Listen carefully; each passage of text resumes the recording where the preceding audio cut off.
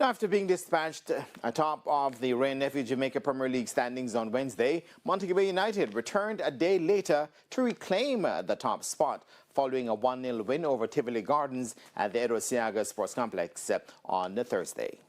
Montego Bay United underlined their status as the best away team in the Premier League as they made it 6 wins from 9 games with their win over TVJ Gardens.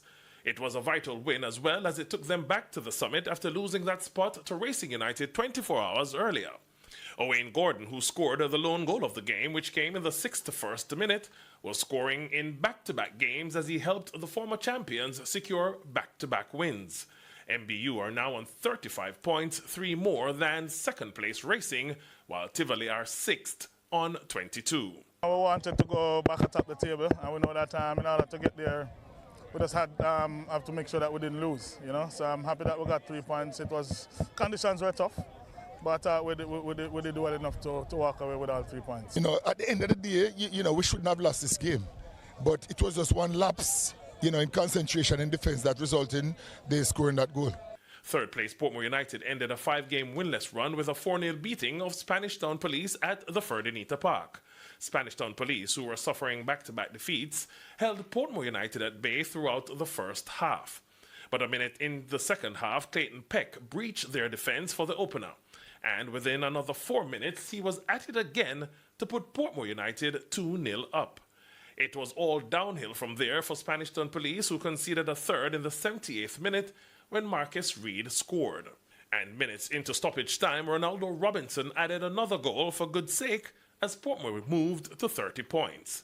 Spanish Town Police are rooted at the foot of the table on 8 points. We were struggling to score goals, and we haven't won a game in 6. Today would have made 6 games if we didn't win.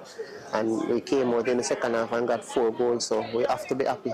Like any team in the league, some day you have a good day, some day you have a bad day. And sometimes in one game you might have a good half and a bad half. I thought they did well in the first half, and then once that first goal went in, the heads went down, and from there it was downhill. Harbourview's winless run was pushed to 6 after being held 1-1 by Waterhouse at Compound.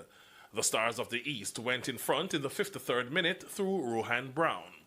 They held the lead until a minute before full-time when Colorado Murray bit the hands that once fed him to give Waterhouse a share of the points. I thought we regrouped well and came out back in the second half and give a better performance. Got that all-important goal. And just failed to hang on in the latter part of the game. Just 5 minutes to play out, and we conceded again a goal that we thought you shouldn't have conceded.